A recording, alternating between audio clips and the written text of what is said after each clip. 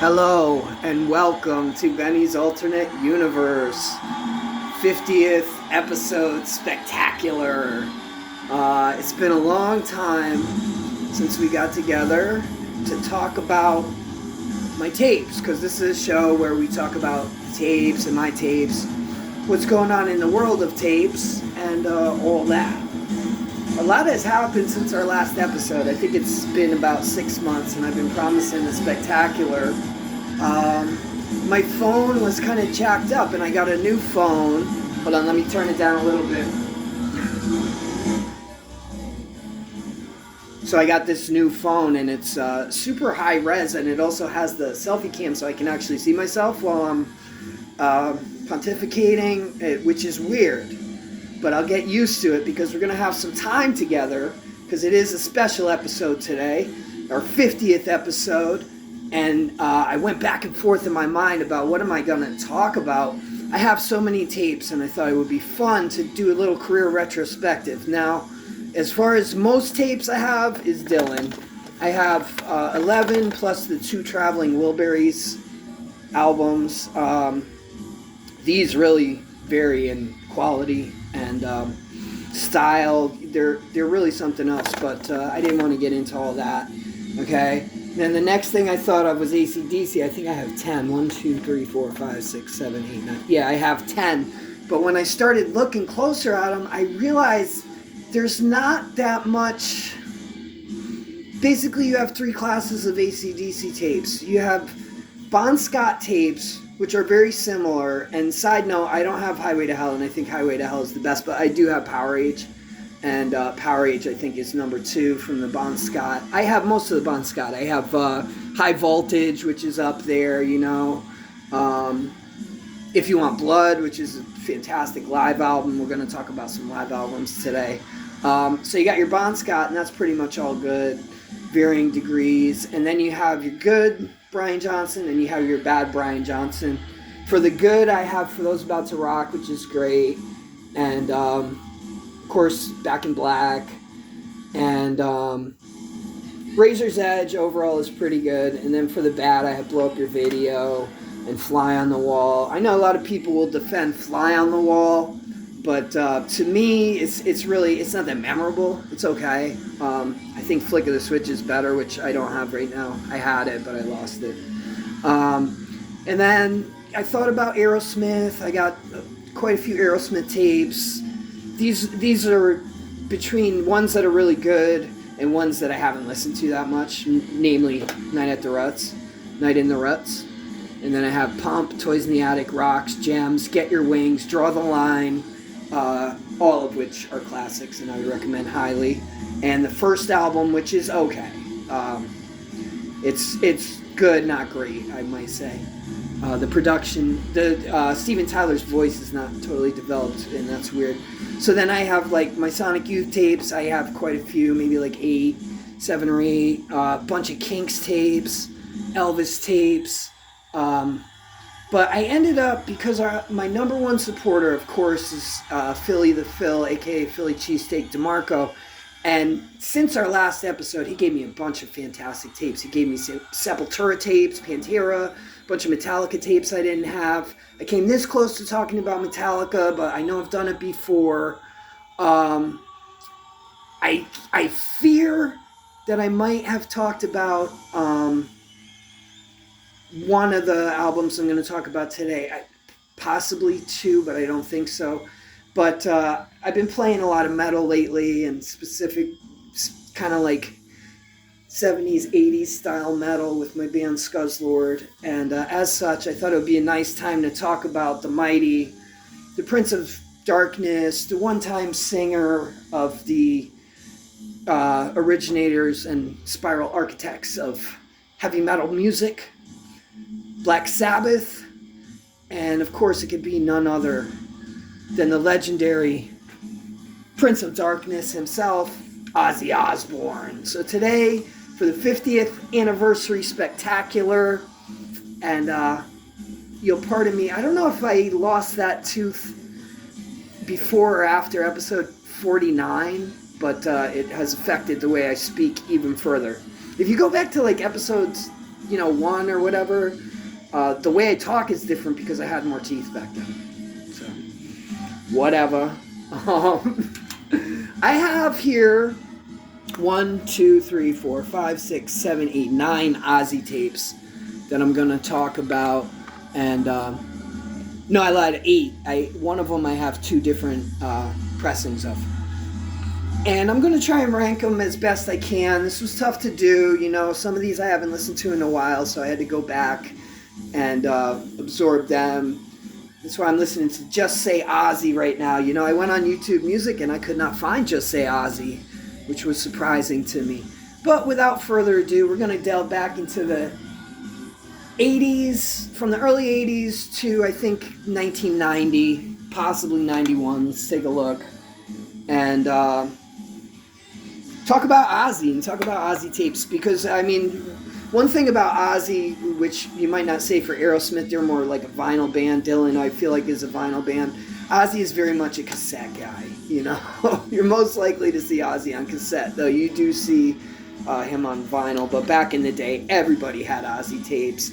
Everybody had Diary of a Madman, Blizzard of Oz, and the one I'm about to talk about now, coming in at the bottom, I would say number 8 in my ranking, I think, is Ozzy Osbourne, No More Tears. No More Tears.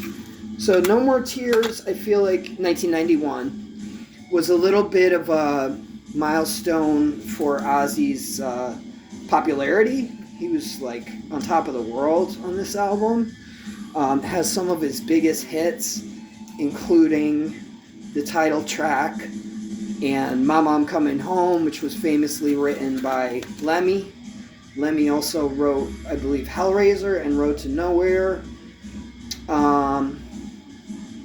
This album, I don't like that much, really. There's a few problems I have with it. One of them is Pinch Harmonic Wild, aka Zakk Wylde, who I don't really love his guitar style much. He's got to be my least favorite of the Ozzy guitarists, although he's certainly a proficient guitarist and is able to play at high speeds. I just don't dig his style, and his signature pinch harmonic I find really annoying. So also this album has a lot of sort of like middling ballady. It's alright. It's just very like radio. It's very radio. Like I Don't Want to Change the World, Mama I'm Coming Home, Time After Time, Road to Nowhere are all kind of, to me, sort of the moment, 1991. Things were about to change big time, but when the album was made, not so much. I prefer his album, No Rest for the Wicked, which I used to have on tape. I don't know what happened, but I don't have it right now, so we can't get into that. Also, the cover. Why? I never got this cover with Ozzy with the little baby teeny angel wing. Like, what is that? That's so not badass, I guess. And also, No More Tears is a baby shampoo. Mr. Tinker Train, Zombie Stomp. To me, it's just... Ozzy can be a little corny at times. We all know that, and we love that. He's campy, right? But that was not it. So coming in next in my ranking, number 7, is the album that we're listening to right now, Just Say Ozzy, which I could not find on YouTube Music. And this is a live album that he did with the lineup of Zakk Wylde, Geezer Butler, and Randy Castillo. And there's a nice little note in here where he says, when my record company came up with this EP idea, my first thought was, oh no, not another version of old Sabbath songs, which we'll get to later in more detail, with a couple of mine thrown in. But when I started to listen to all the shows we had played on my last tour, my thoughts changed. Firstly, Shot in the Dark. I'm happier with this version than with the original. I don't agree, but I can see why. It's definitely harder rocking. Secondly, the Sabbath songs, to have recorded them one last time with Geezer, says it all for me. So, and he does mention other musicians, but I'm not gonna, because they were not in Sabbath, so whatever. Nice picture of Oz right there having a good time. We love you. But, once again, this is Zakk Wylde on guitar. Not crazy about him. Of course, I love Geezer Butler, but that's whatever. The track list, Miracle Man, Bloodbath in Paradise. Those are two of the best off of No Rest for the Wicked. This must have been No Rest for the Wicked tour. Copyright 1990, but the copyrights go back to 82. Shot in the Dark. I like the original better. I don't know. What can you say? Tattooed Dancer, I was never a fan of. I don't like when Ozzy, whether he's with Sabbath or by himself, tries to be sexy. Like No Bone Movies. That was like a sexual masturbation song. And Tattooed Dancer is about strippers. And like, what was the other one? Lovely lady, loving me all night long. On Technical Ecstasy. I forget. If you know, put it in the comments, scold me. But that's it. That's my lowest ranking for that particular Ozzy live album. Next in my ranking, this is going to be a bit of a surprise for some people, I think. But it surprised me, but I got to speak my heart. It's the classic debut, Ozzy Osbourne, Blizzard of Oz. Blizzard is, of course, the introduction to the world. They say he played in Quiet Riot. I don't know anything about that. Of the guitar master, Randy Rhoads. And while I did absolutely love this album as a kid, it was one of my favorite albums when I was very young, because Randy Rhoads was one of my first guitar heroes who inspired me to learn how to play guitar myself. But listening to it now, okay, if I never hear Crazy Train again, you know how that goes. Goodbye to Romance, kind of corny. Like, when I go down the track list, No Bone Movies, Revelation Mother Earth, Steal Away, I feel like Suicide Solution, Mr. Crowley, and I Don't Know are the only ones that I'm really dying to listen to at this point. Cover's great. Ozzy, so camped out and incredible, but I rank this where I rank it just mostly because I played it out, but also, Crazy Train, I can't have any perspective on Crazy Train at this point. Is it a great song? I don't know. It's kind of corny.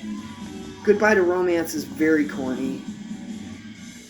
No Bone Movies is dumb. Steal Away is corny. Like, D, everybody loves D. I don't know.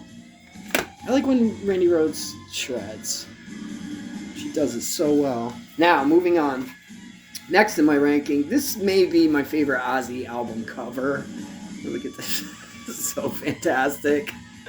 That's your Dragon Ozzy and sort of a fiery hellscape with leather Toreador pants chick. Just kind of flexing and loving life. And of course, it's got to be The Ultimate Sin. Or those are zebra. Those are like zebra stretch pants and a pirate shirt. Yowza. The Ultimate Sin with Jake E. Lee. And I feel like Jake E. Lee is the unsung hero of Ozzy guitar. He has a very just sort of idiosyncratic style, I would say. And there's a lot of great songs on Ultimate Sin. You know what? I'm going to put it on right now. Since side one of Just Say Ozzy is over and the 50th episode spectacular is in full swing. Here we go. All right. So, what makes Ultimate Sin so great? I might even move this up in the ranking as I talk about it. There's a lot of great tracks. That's the first thing.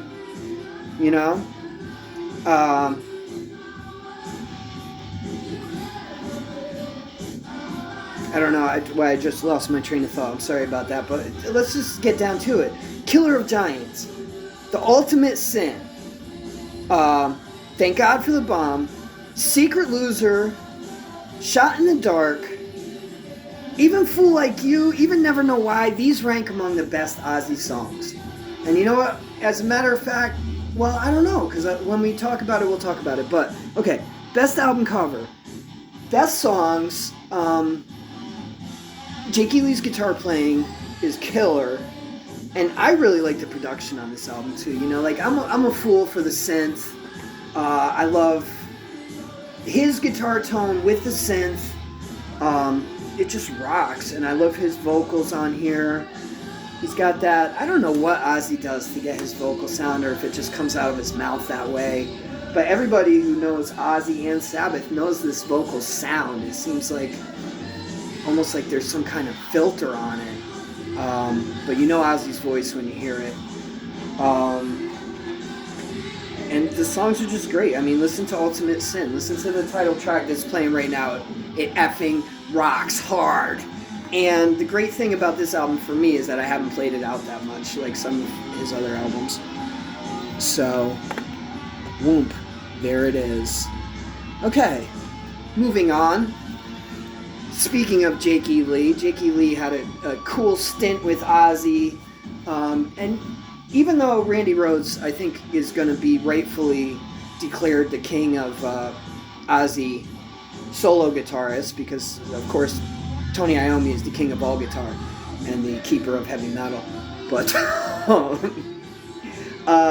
we forget that Randy only did 2 albums with Ozzy, same as Jakey Lee.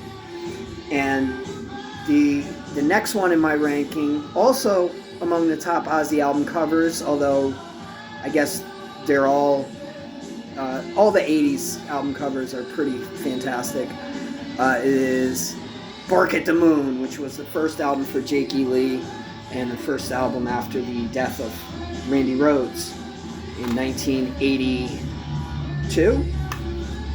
Shoot, I should have looked that up. This is 83, so I'm going to say Randy was not with us after 82. So, Ozzy Osbourne, Bark at the Moon. First of all, we all remember the Werewolf Ozzy from when we were kids. So great. So not scary, so just whacked. Like, Ozzy was born nutty, I think, and it's definitely a nutty album cover. The songs, Bark at the Moon, of course, is a classic. We all know Bark at the Moon. Rock and Roll Rebel is a great tune. Journey to the Center of Eternity is very cool, too. That's a little more experimental as far as Ozzy goes. So Tired, I think, is my favorite out of his sort of corny ballads. I mean, My Mom Coming Home is a great song. I'll give him that. A little corny. Nice Job, Lemmy and Zakk Wylde. You're No Different From Me. You know what? I'm going to renege on this one. I'm going to rank Ultimate Sin above Bark at the Moon for the first time. Better album cover. Secret Loser. Bark at the Moon does have some great songs, but not as many or as consistently as Ultimate Sin. So good on you, Jakey Lee and the gang, whoever was the rhythm section, Randy Castillo, I think. These are these awesome. Who does this? CBS? What label was he on?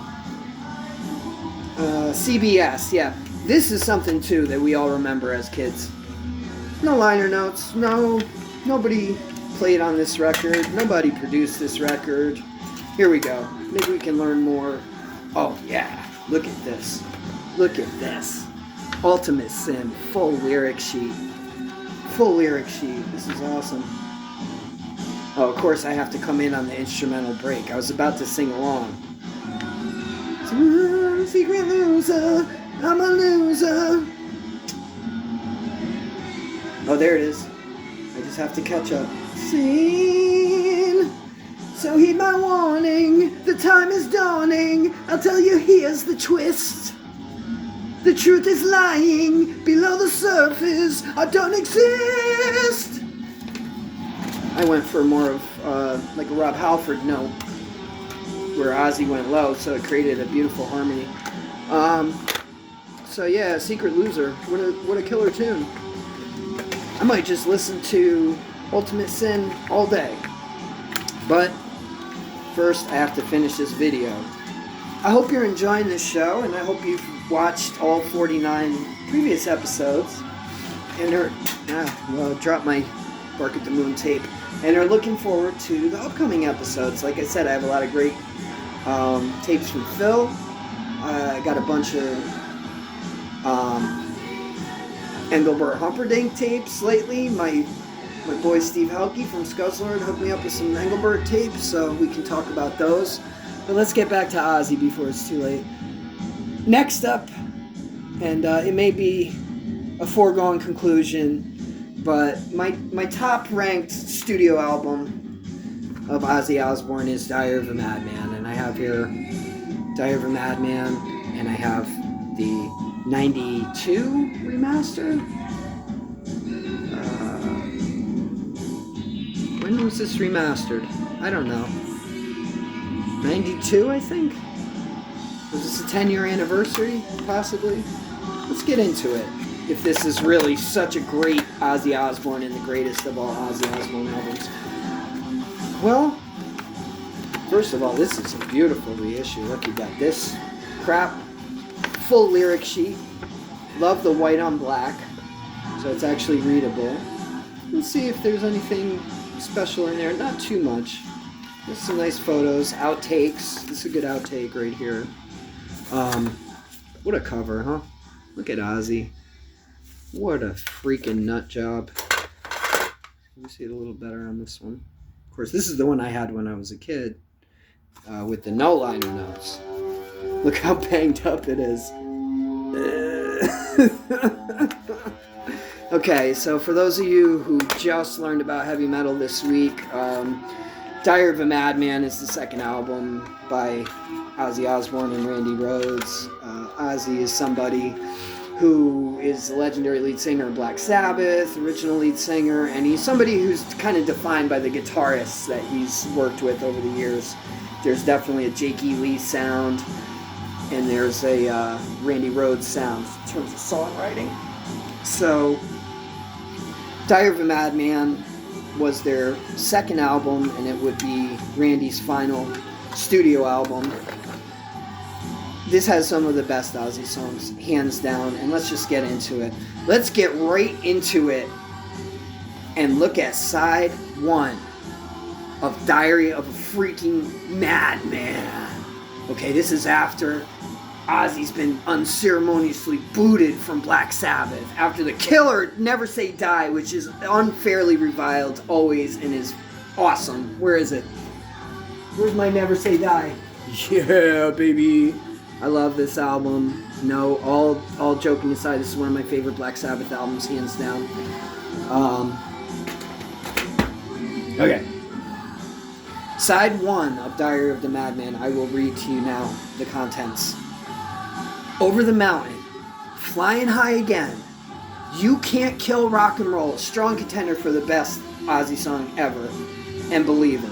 These four songs are all classic, amazing, incredible guitar riffs. Every single guitar riff should be, lasered on the moon, as Phil would say, and preserved for all eternity, because these are the greatest guitar riffs. They're right up there with any guitar riffs you're going to hear in the Pantheon, any riffs you're going to hear on Master of Puppets, any riffs that you're going to hear on, Paranoid or Physical Graffiti. Like, this is it. This is what we're going for in terms of guitar riffs. I'll move on to side two. Little Dolls, which is a fine song. Super catchy for sure. Tonight, which is also one of his best power ballads. Although I think So Tired is a little better, but whatever. Sato, which is a very interesting and super heavy song. And then the classic Diary of a Madman. So this has 8 songs. Out of these 8, I would say 6 are classics. And 2 are good. For that reason, for the reason of Randy Rhoads' guitar playing, he's just so incredible all over this album. The production is great. And it's just an absolute classic of 80s metal and metal in general. You must have it. You must love it. I just don't... There's not enough great things to say about Diary of a Madman. It's awesome. It's just the best. So, having been through all the Ozzy studio albums, looks like this episode's going to be about 30 minutes long, which is awesome. Really, again, super psyched. It's episode 50. Hopefully we'll have episode 51 before too much longer. But there are 2 more Ozzy tapes, which I must talk about at this time. This was the hardest part of the whole ranking process, because I love both of these albums, and they're both live albums.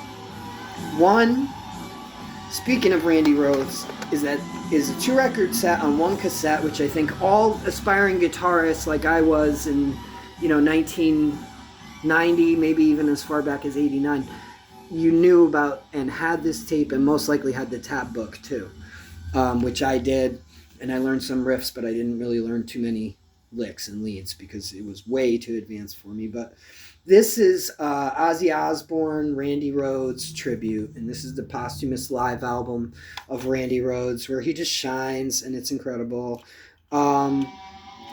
The track list overall pretty great. I would have changed some things if I had picked the track list, but that's neither here nor there. Randy Rhoads' playing is just on fire throughout. Ozzy's vocal sounds great. The whole band is awesome. The production is really good too. It's like crisp and full and great. And we get to hear Randy rock out on some Sabbath tunes, which he does. He's an awesome guitarist. There's no two ways about it. I didn't really like his treatment of Iron Man as much. Children of the Grave was cool, though. He does an extended sort of, neoclassical solo, which was his thing, is being neoclassical. That's kind of like a pro and con when he's doing Sabbath, because he's not really somebody you would say is super bluesy. He doesn't have that Iommi blues background. But regardless, it's great. Ozzy Osbourne, Randy Rhoads tribute. I like Ozzy's production, but it is very 80s, so the live albums are not so steeped in that. And that brings me to my number one. I don't know, this might be my number one, but it's such a weird album that it's always kind of blasphemous, because, and unfortunately I don't have the cover, but this is on Jet Records, 1982. This is the one that came out immediately after Randy Rhoads passed away, and it is Ozzy Osbourne live, Speak of the Devil. Tell me what you know about Speak of the Devil. Speak of the Devil, in my opinion, it's such a weird thing to say. I may have even done this on the show before, because it's such a weird album, I can't remember. But this is the best Black Sabbath live album, in my opinion, even though the only member of Black Sabbath on here is Ozzy Osbourne. The reason why is because they never really released a great album with Ozzy, live album, I mean. Years later, the Past Lives album came out, which used to be Live at Last, and they added tracks and they kind of fixed up the mix a little bit. And it's good, but this right here, Brad Gillis from Night Ranger, and Ozzy's Diary of a Madman, Blizzard of Oz band, which I should know. Hold on, it'll be on the Diary Deluxe reissue. I really should know this. Is it Rudy Sarzo? Yeah, Rudy Sarzo on bass and Tommy Aldridge on drums. And Brad Gillis from Night Ranger, which is a band I never got into at all. The band behind Sister Christian. It's really the only song I know by them. But regardless, he is on guitar on this album. I guess it was scheduled to be recorded, and then Randy died, and Ozzy was all fucked up on this album and super fired up. He's also fired up on Tribute, not for nothing, but this one he's just unhinged. But what makes it so special, this is supposed to compete with the Black Sabbath live album, Live Evil, featuring Ronnie James Dio, singing not only his songs from Heaven and Hell and Mob Rules, but Ozzy's songs from the classic era of Black Sabbath, which at this time was not that long ago. It was only 3 or 4 years ago that Ozzy was in the band. So this entire live set consists of covers of Black Sabbath tunes sung by Ozzy. And so what you get is what you didn't get on Live at Last, which is just an electrifying performance with Ozzy in his rightful place as the lead singer on N.I.B., Sweet Leaf, Never Say Die, which is fantastic, Sabbath Bloody Sabbath, Symptom of the Universe, which is sick, Snowblind is sick, The Wizard is sick, and it's just Brad Gillis. You can tell. It's been said that Randy Rhoads was not that into Black Sabbath, but you can tell when you hear Brad Gillis on Speak of the Devil that he loves Sabbath, and he didn't have to learn these songs at all. Like, he already knew all these songs. And it's just a really unique album, live album. It's one of my favorite live albums of all time, in that you get Ozzy, the singer of Black Sabbath, singing his songs, and you get performances that are better than the official Black, and I think a track list that's better too, and better production than the official Black Sabbath live album with Ozzy, which is Live at Last, also known as Past Lives. I don't know why there's not more Ozzy and Sabbath live albums. Maybe there are, and I'm just not aware of it. It seems like a goddamn shame, though. I would love to have 10 or 12 of them, to be honest. But that's me. So anyway, thanks for joining me as we talk about the Ozzy tapes, as it were. And again, I don't have No Rest for the Wicked, but I like it. It's definitely my favorite with the Zaxter. He would go on to have other guitarists, but they were not released on tape and therefore do not exist. So, two things. Number one, I don't have my trolls right here. And number two, I didn't want to go through and troll rank every tape on its own. So I decided, it's a special occasion. And so I'm just going to give Ozzy just one big, beautiful, big octopus. Just a big old plush octopus to celebrate his whole career as a solo artist. Obviously, I need something else for Sabbath, because that's even bigger than an octopus and better, if you can believe that. So with that, I thank you for spending this little period of time with me here in Benny's alternate universe, and we'll talk to you real soon, I hope. Bye-bye.